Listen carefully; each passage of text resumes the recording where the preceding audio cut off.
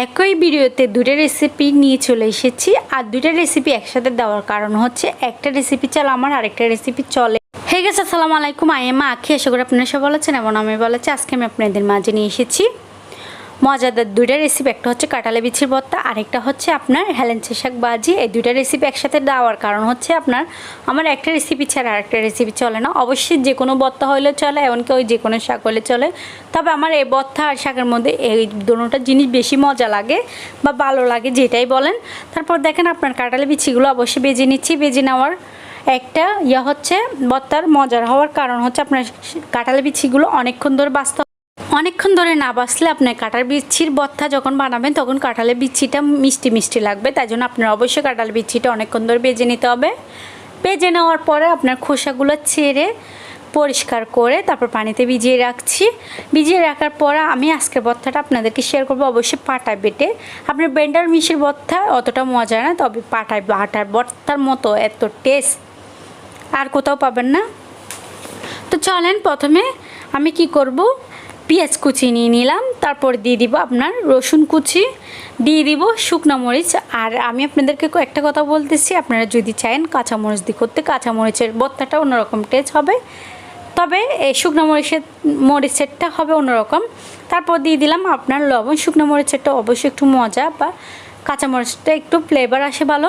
তারপর দিয়ে দিলাম আপনার সরিষার তেল দিয়ে এবার একদম ওগুলো নিমিশ করে বেরিয়ে নেবে। আপনার ভর্তা যতই নিমিশ বলতে একদম কোনো রকম দানা দানা থাকবে না, ততই ভর্তা মজা হয়।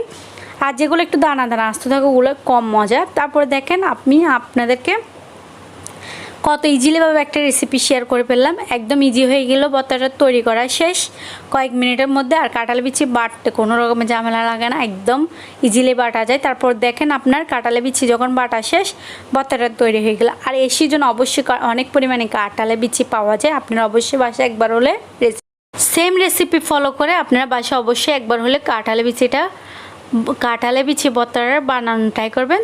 তো আজকে রেসিপিটা কেমন হয়েছে আমাকে জানাবেন। চলেন আজকে নেক্সট রেসিপির মধ্যে যাই।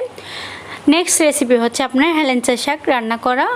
তারপর আমি প্রথমে একটা হাঁড়িতে তেল গরম করে এর মধ্যে দিয়ে দিলাম আপনার রসুন কুচি। রসুনগুলোকে কুচি করে নিয়ে আস্ত দিয়ে দিয়েছি, কারণ রসুনগুলো আপনার ছোট ছোট, তাই বলে আস্ত দিয়ে ফেললাম। তারপর দেখেন কিছুক্ষণ একদম ব্রাউন করে ভেজে নিব, বা কালারটা একদম যখন যে পর্যায়ে ভাজা ভাজা হয়ে যাবে, এই পর্যায়ে এসে হেলেঞ্চি শাকটা দিয়ে দিবেন। আর অবশ্যই একটা কথা বলে দিচ্ছি, যখন রসুন আপনার কোনো কিছু বাগার দিবেন এর মধ্যে অন্য কিছু না দেওয়ার জন্য ট্রাই করবেন। এতে করে আপনার রসুনের বাগারে যে একটা ফ্লেভার বের হয় ওটা কম বের হয়।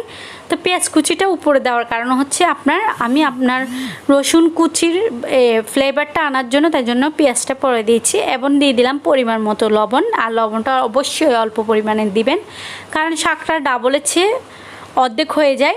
যখন ডাবল থাকে সিদ্ধ হওয়ার পরে অর্ধেক হয়ে যায়। আর একটা জিনিস আপনারা অবশ্যই লক্ষ্য করেছেন, আপনারা বাসায় শাক রান্না করলে তখন কালারটা কীরকম হয়। এখন কালারটা কেমন, একদম সবুজ মনে হচ্ছে না, একদম টাটকা কালার। সবুজ কালারটা একটু পরিমাণে কমেছে নাকি আমাকে বলেন তো।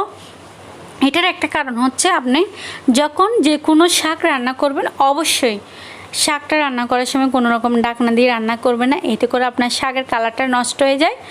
আমি আপনাদেরকে আজকে বলে দিচ্ছি, আপনারা শাক রান্না করার সময় ঢাকনা দিবেন না, এতে করে আপনার সবুজ কালারটা আসে না। কালারটা না আসলে খেতে মজাও কম লাগে, আপনার দেখতেই সুন্দর লাগে না। তো আজকের রেসিপিগুলো আপনাদের থেকে কেমন লেগেছে, যদি ভালো লেগে থাকে তাহলে লাইক কমেন্ট সাবস্ক্রাইব করে দেবেন। ফেসবুক পেজ থেকে হলে ফলো করে দেবেন। সবাই ভালো থাকবেন। আল্লাহ হাফেজ।